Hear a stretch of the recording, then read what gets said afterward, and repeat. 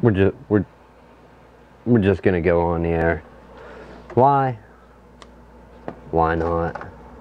Okay, those are the old ones. Where's the new ones, people? Where be the new ones? Where be the new ones? Well, it's a noble question. I think I found them down here. Okay. Yeah. We just finished eating some hot cakes. Sorry about the green screeny effect there going on. Just finished eating some pies and cakes. Actually, no. The hot cakes. McDad's Family Restaurant. Good stuff. Welcome back, Open Hours. What are we going to get into today? Well, I thought we might... What can we do? First, we'll glove up. Then we're going to get goofy. Going to get some coffee. We're going to check on a repair here in a moment.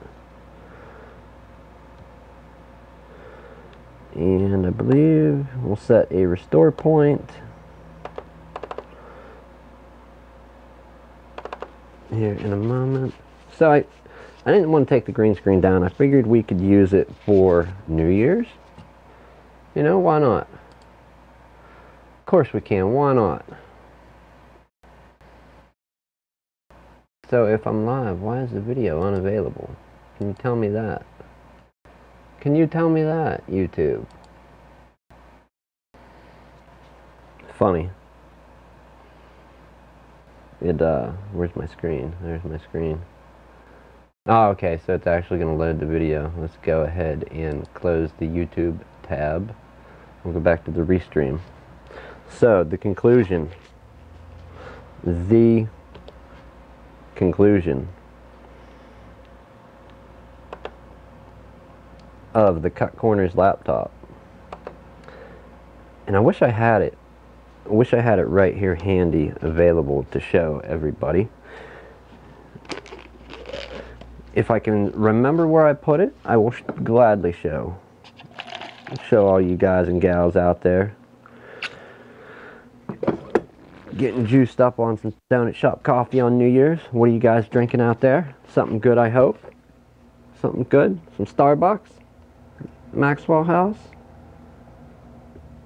Folgers? The wife don't like the red coffee, so it's Maxwell.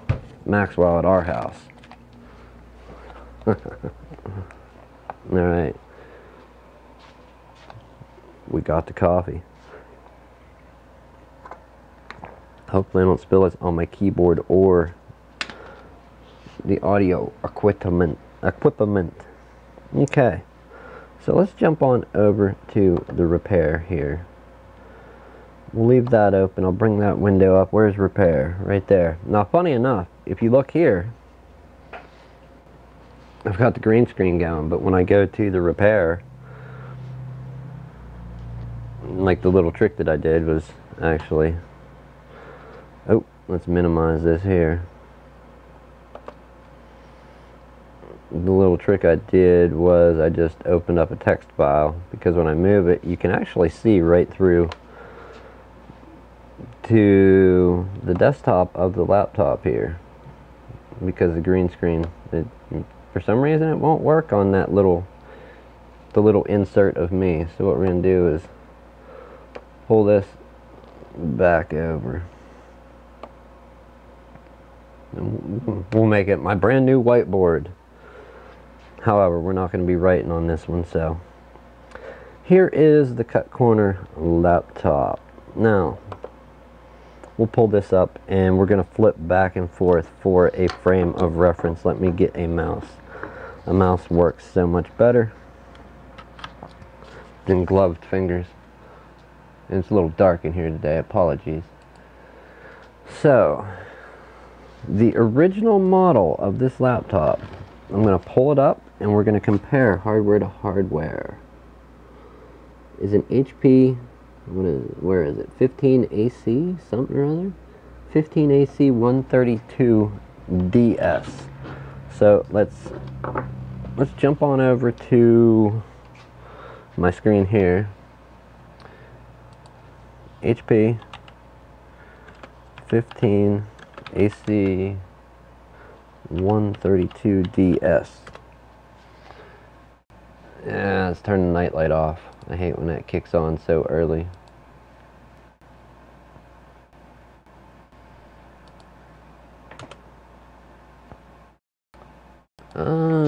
Followed by specs. Let's try that. Okay, so that is definitely, that was the laptop that we had.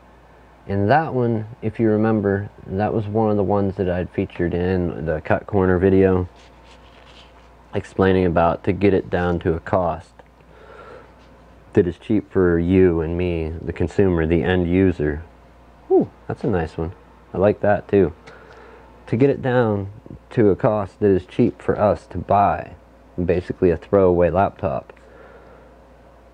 They leave out a RAM slot, they leave out a cooling solution. Now granted, yes, it is a ultralight mobile processor, and looking here, it's an Intel Pentium N3700 processor, turbo boost up to 2.40 gigahertz quad core. Okay, it's a quad, but it's like a step above a quad core Atom. It is a mobile ultralight processor, does not generate much heat. However, when you're concerning the cooling of your laptop, even those little Pentiums, the quad core Pentiums, they need something to cool with. You don't want a little aluminum plate, you know.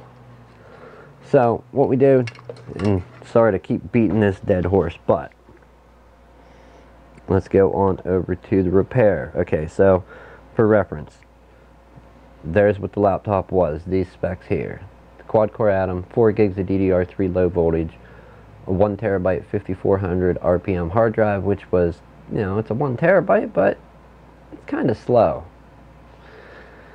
Intel HD graphics, it's a, I don't know what graphics they had with the N3700.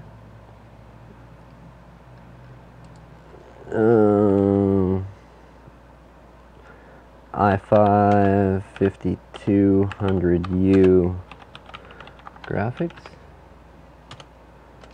Let's find out which one. Intel HD graphics 5500, is that right? Yep. Okay, so we went from whatever comes. Let's pull up another page, why not? Pentium N3700 graphics. We're gonna get the Arc Intel page? Sure we will. Okay, so what graphics come with that? How does it compare to the HD 5500? Intel HD graphics for Intel Celeron processor N3000 series. I don't know how they compare. 400 megahertz, 700 megahertz, max of 8 gigs of memory. Okay, 300, 900. So graphically, it looks like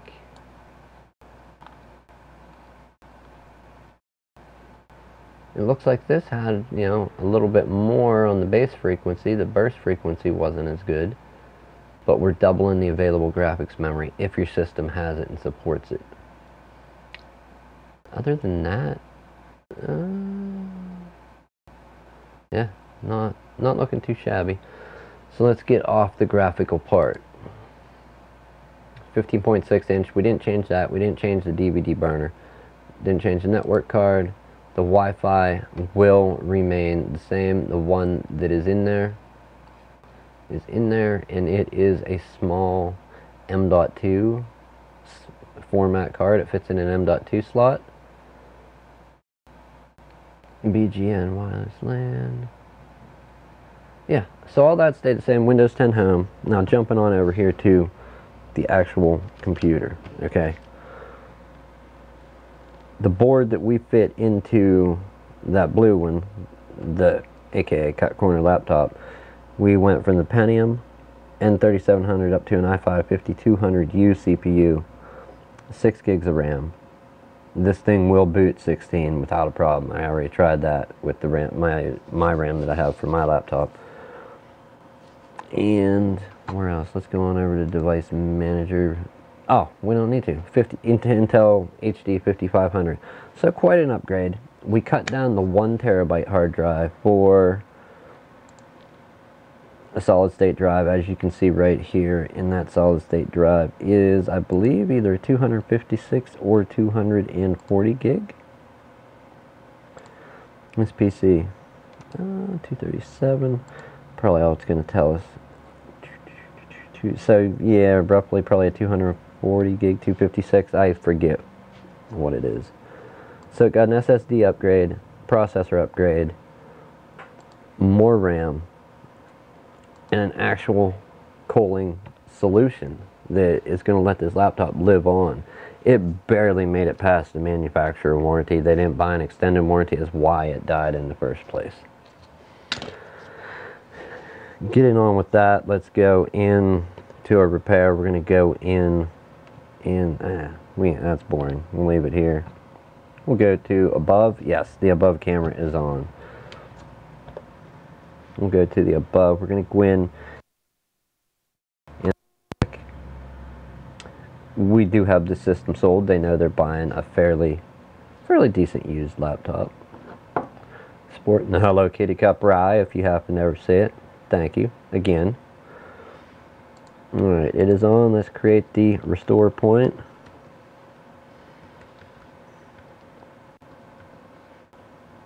Wow, 12? Is it really? 12:31. It's New Year's. Everybody's going to be safe out there, right? Without a doubt. We're going to be safe.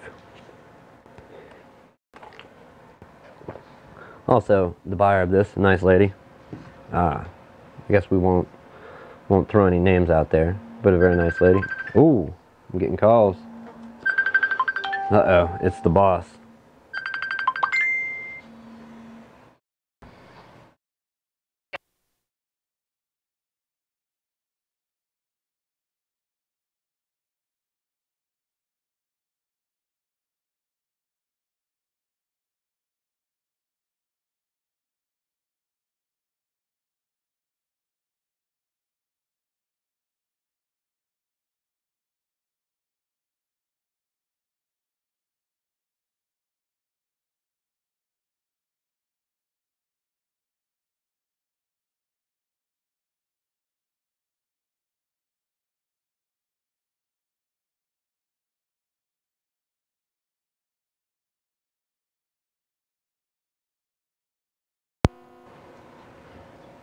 He's not great at holding the phone, man, but that right there is little man, Elijah.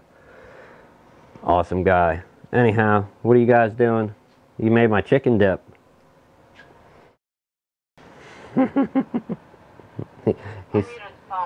He's so funny. Oh, okay. He's so funny. Hey, mister. Go for Dad. Go for him. What? Anyhow, yeah, I'm just finishing up what I'm doing here. I'm trying to get these two computers. Yeah, here shortly. Alright? Alright, tell Dad bye.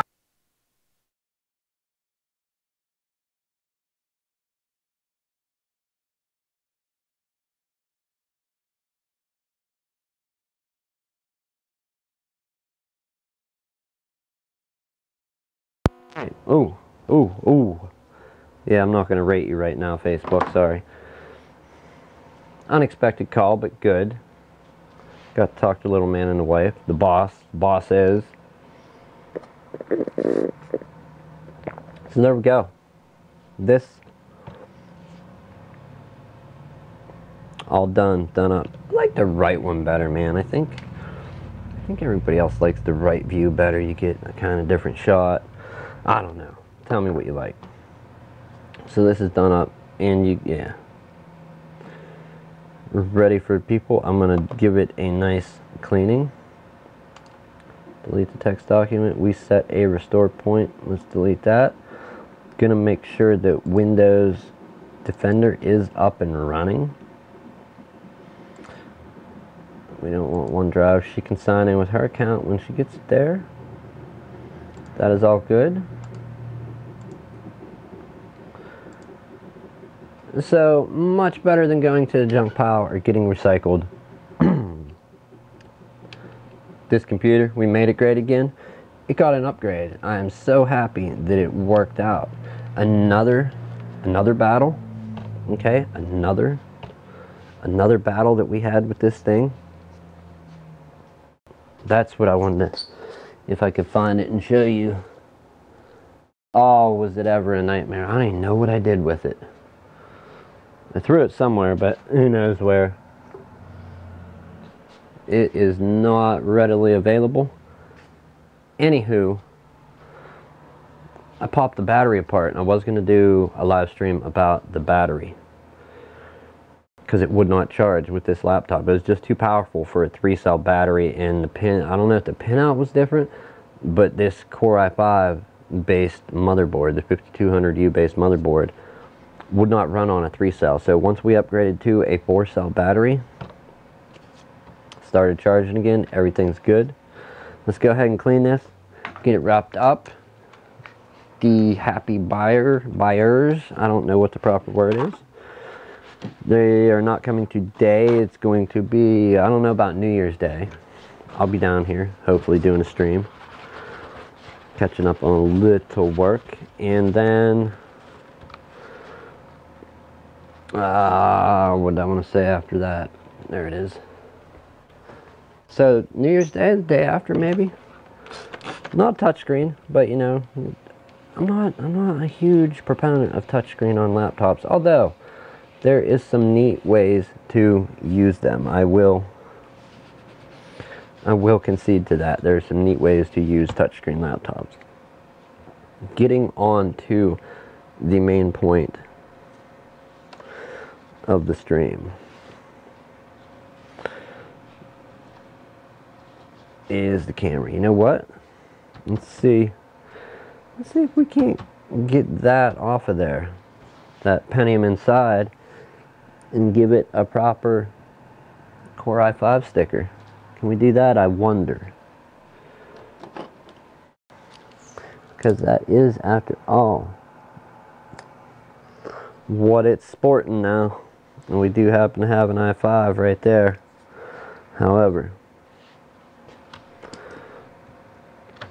alright, we unplugged it from the repair. And throw you down there. Let's leave that with the blade for right now. And go heat up the front of this case real quick, just to get some heat on that sticker.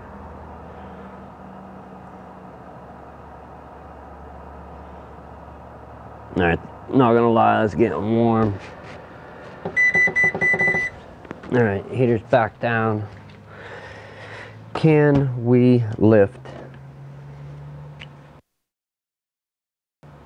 this Pentium sticker without doing any damage to the computer? I'd like to think maybe. Possibility? Yes? No?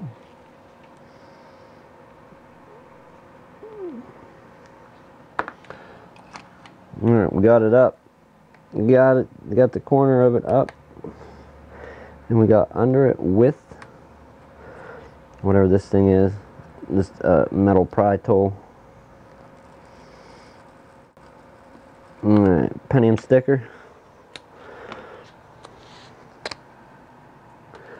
That way, we don't want this laptop false flagging.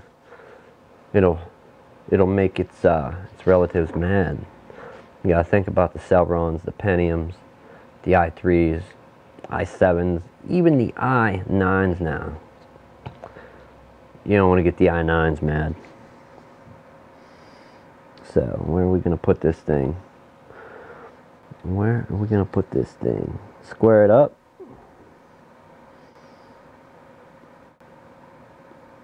right there. Let it fall. And now we gotta cook that one on. Same way we took the one off, cook it back on with some heat. And it should be good to go. Let's shut her down.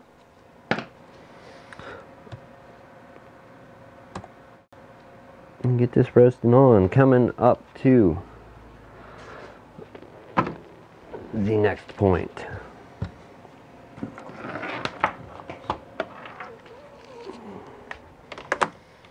This camera.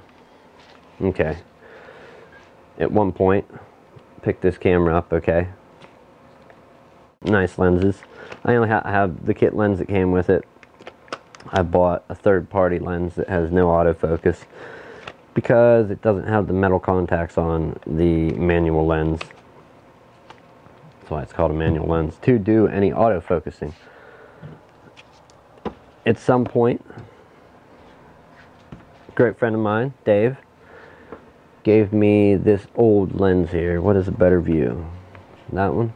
So it's an old Kodak Cine Ectanon lens. The specs on it, and this box gets kind of crazy on camera depending on the light. You see that? The end of that box is not actually that color. We can do it to the side too. Maybe top. Nah, top's too worn out. Anyhow, come on, box. I'm trying to spec this for these people. Okay, we'll read it out. Go above, zoom. Does that work? That works there. So it's for a 16mm Cine Kodak cameras and Cine Kodak Magazine 8 camera. 63mm, yeah, 63mm f2.7 luminized. So a very, very nice lens. I think after I started making an adapter way, and this is still very rough, like I have some loose foam around the back of it. I have some, what are these things, Lumix Micro Four Thirds body caps. So in other words, body cap is this one, the one that will go actually on the camera. So the one that actually goes right on the camera. I used two of those. One just because I had it as a spare, the other one because it's actually what's going to mount the lens to this camera. The one I had to do a little, well, I drilled a hole, and after drilling a hole I took and dremeled the hole a little, and then I took and filed it to clean it out fine, basically letting it almost fit, just so it barely didn't fit over the threaded part of this lens. Then I heated the inside where I drilled the hole and cleaned out the Micro Four Thirds body cap.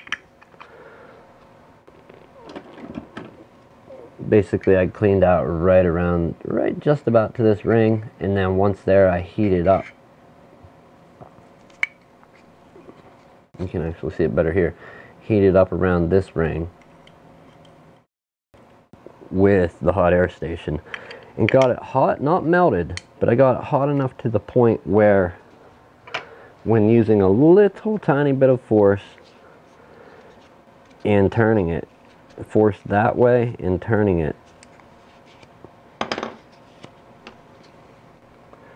this one pretty much locked itself onto the threads. Now at some point I'm going to find a little bit more real dense foam, get some for each side, clamp it down in a vise, and then break it loose so to see how well it did thread. On top of that, I got this. I'm going to use that as a spacer, and finally this other body cap. And I shouldn't have took that off without checking it. I'm not sure what this will do. This is a lens hood, so I guess it would actually technically let more light in if we do it that way. It goes from f2.7, anybody that cares about camera specs, it goes from f2.7 all the way up to f22, which is pretty common. When, boy, I wish there was a good way to do this. You should be able to see that, right? There is the aperture in the lens actually working. Okay, that's f22 all the way closed, that little pinhole. And we're going to take it back up to f2.7. And being that this came off of a film camera, the aperture ring does not click. Which, if I'm not mistaken, I have some Nikon lenses over here. Let's go ahead and check them out and see. Here. I'm going to bring you guys right down in the action here. Okay, so you may be able to hear that. Let me put it up by the mic.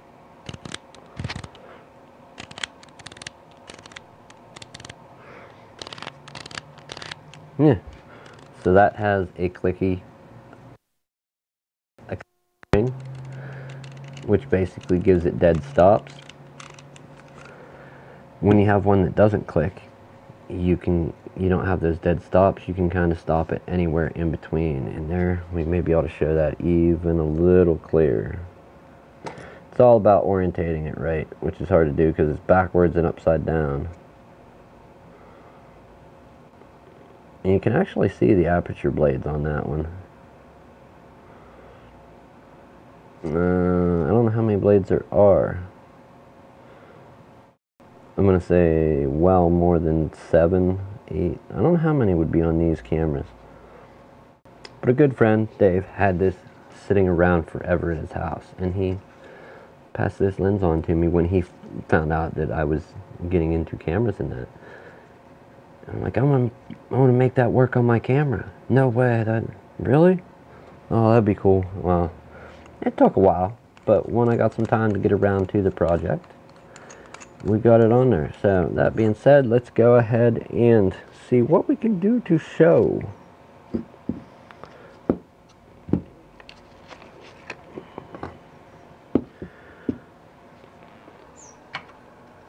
Making me nervous having all the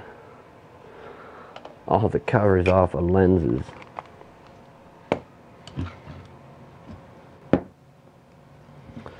So, can it go together there? In the back micro 4/3 body cap, I do not have it attached yet. I do need to get it attached, but I'm going to wait till I have it in a spot. When I'm ready to fasten the one that's threaded locked on to the one that isn't. I'm basically turning it on because there's no metal contacts and the camera cannot communicate with the lens. We get asked this little question here about current focal length settings, 24 millimeters. Change the setting. Well, yeah, we want to. Micro 4/3, it's basically double the 35 millimeter equivalent. And following that basic rule, and going to different lenses, I'm pretty sure it's different. Maybe it's not. But this being a 63 millimeter, that would be 126. So the closest we can get to 126 for the focal length on this camera is 120 or 135. 135 is over. 120 is closer. I'm going to go with 120. And you can already see there, pretty shabby. How else could I do this? And we'll do it like that. There's nothing actually to focus on yet. Can we find some Windex? That would be really cool.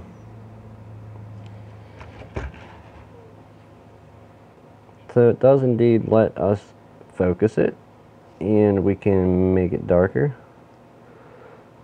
Spin in the aperture ring, so that part's going to work great. And then we can get our focus distance different, which is also kind of cool. But basically, it's going to look crazy whenever, once I trim that foam off, I get the edge, get it all filled in, and hopefully find a way to have this micro four thirds body cap, or maybe find an old micro four thirds lens. Hell, I don't know, anything to take and let it lock on like a lens should, you know, which basically I think is this hole here.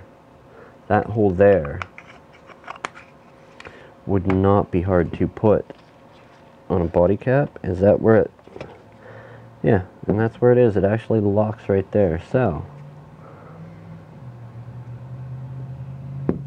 I think what we're going to do is go ahead and fill in this outer ring. Not right now, this is just plans. Fill in around this outer ring and try and bring it up to, not up to this level, but there's another ring here that would hit against the camera body, that level. If we do that, that would be filled in with epoxy. We could drill the little hole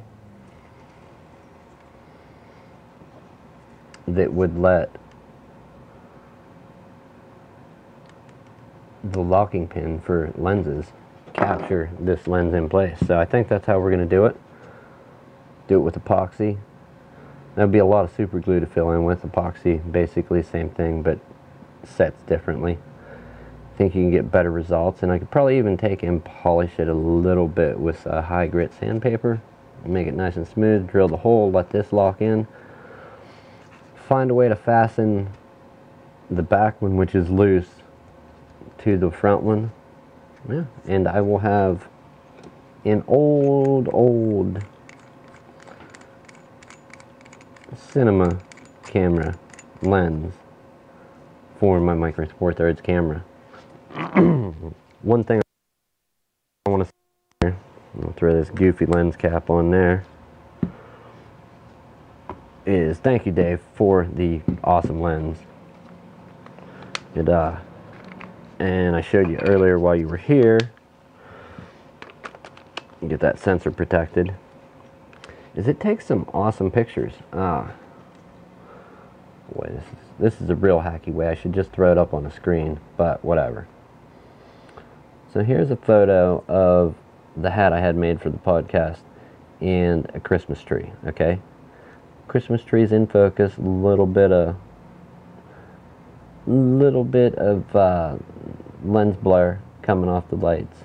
Not really lens blur, but you know, just that little halo that surrounded lights. The hat's out of focus, tree's in focus. Going back, when you have the hat focused and something far enough behind, you get that bokeh effect on the colored lights, and it, wow, I wish there was a way to show you the different colors. I'm gonna have to throw it up on the screen. That's all there is to it.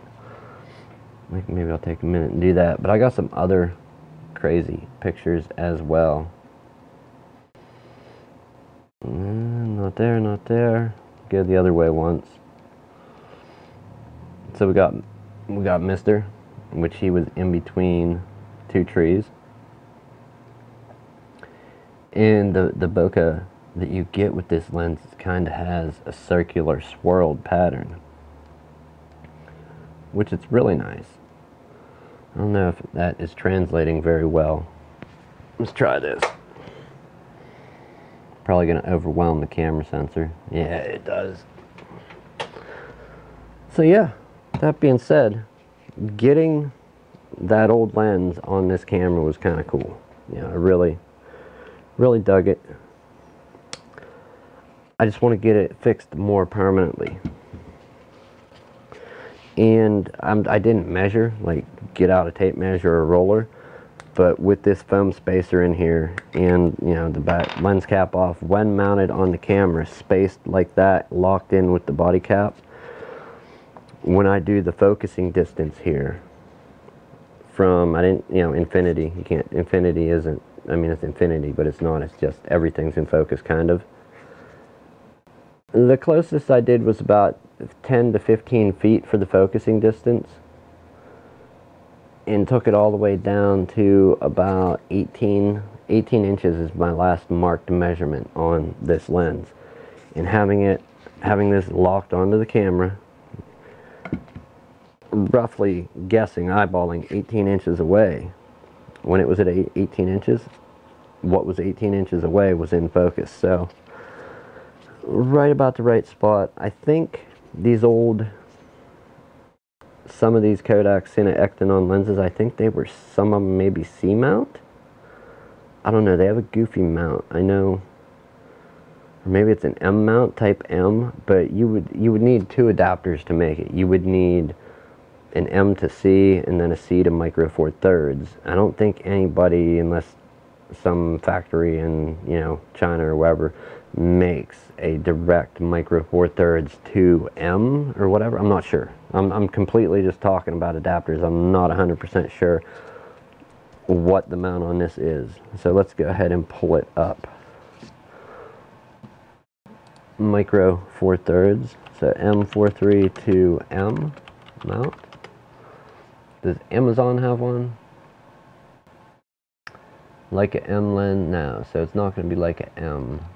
Let's try M4 thirds to C mount, or S. C mount.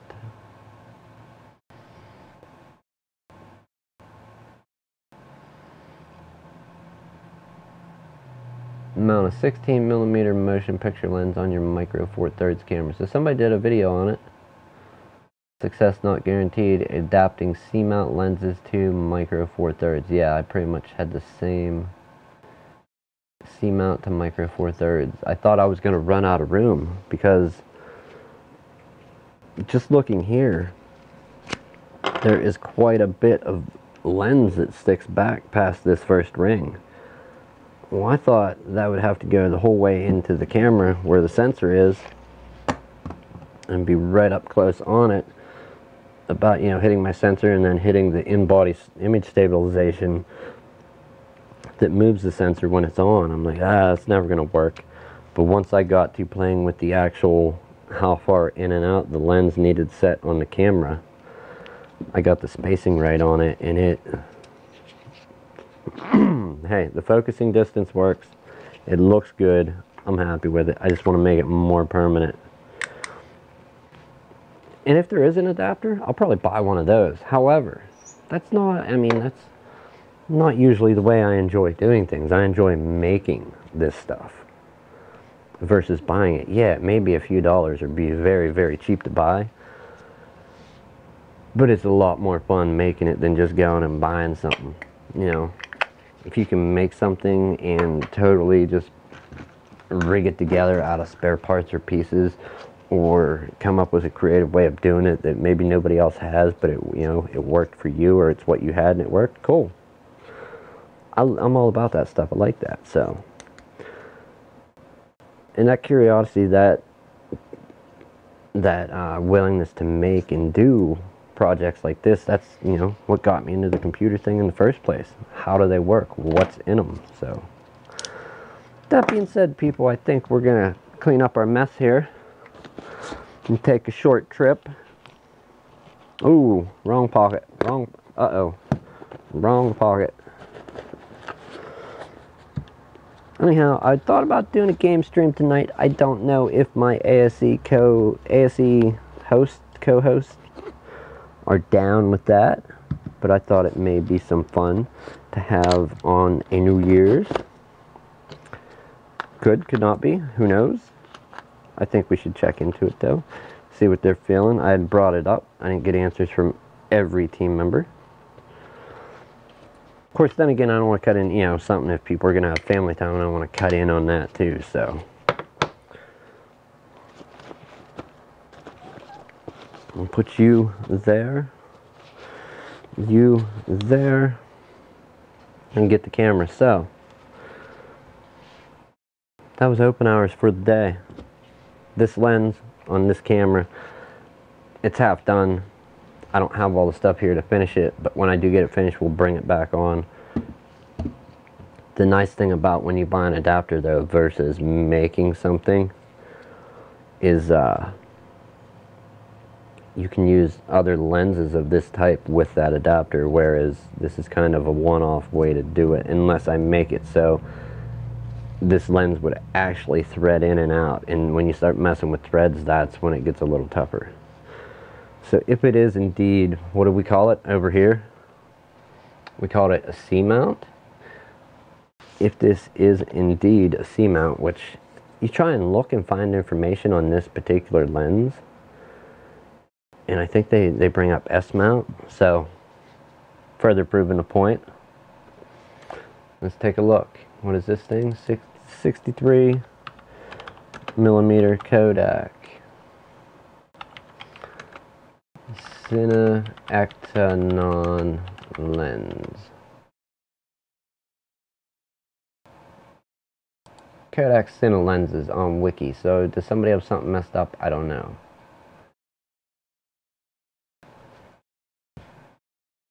Kodak Type M mount. Magazine Cine Kodak. So do we go with what, you know, the box says that Cine Kodak cameras and Cine Kodak Magazine 8 camera. Kodak 8mm Cine lenses. We don't have the 63mm listed there. Then you have the Kodak Anastigmats. It's not listed there. We do have a 63mm listed with what the lens is actually called on the box, the Cine-Ectanon. And then they have Cine-Ectar with also a 63, but it's not an f2.7, it's an f2.0. So safe to say that f2.7. So the Cine-Ectanon, observed dates of manufacture for Type S lenses. So, is it an S mount or a C mount? S mount to micro 4/3.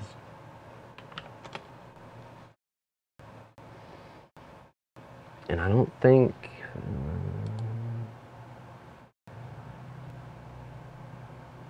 S. What is that? What is this, people? Okay, so it kinda, that's micro 4/3, all right. Mount Aris standard, mount SR micro 4/3, high tolerance. See, that doesn't, sorry, but that just don't remind me of like that's gonna work at all. Aris stand, Aris S lens.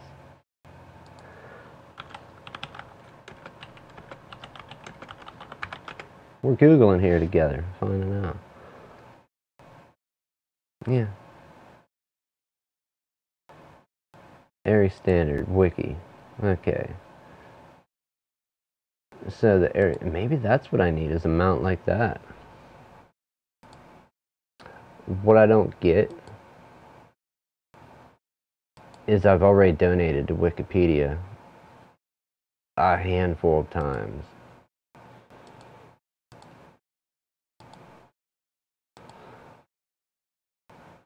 And they still just keep popping it up. And I understand they do it for free, they do an amazing job, and I'm not slamming Wikipedia here.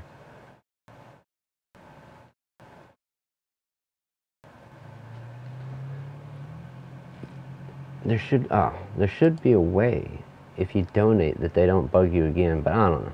For people doing stuff for free, I can't expect them to have it nailed down that far. Okay.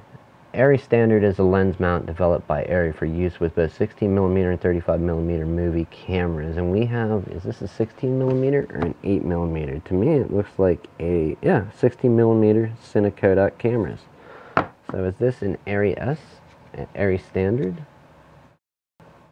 Some would think so, going by the S mount, Type S lenses.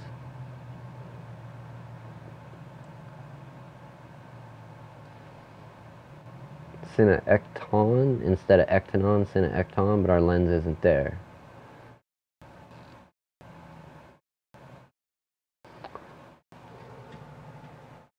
Not sure what I need, but if I can find a real adapter, I'll use it. That way, if I come across any more of these lenses, and not saying all of them are worth a lot, but some of these lenses go for a pretty penny on eBay. A couple people are like, oh, that's old, you should sell it. I'm like, no, hell no. A good friend gave this to me and it's awesome. I want it on my camera. So, on the camera it went. It takes amazing pictures. Again, thank you, Dave.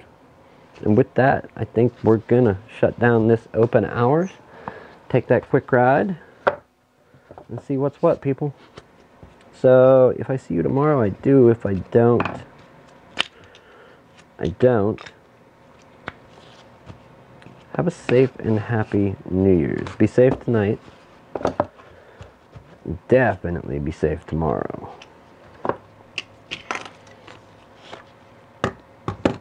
And also, if you are out there having fun, getting crazy with the sauce, the juice, man, don't go out on the roads. Just like you got families to go home to and that, and we got our officers and other people out there, we want everybody to get home. So let's keep it safe and happy this holiday.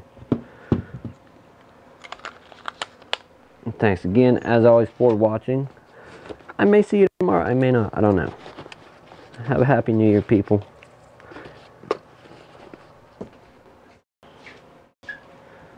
Make something, learn something, have fun. I will see you then.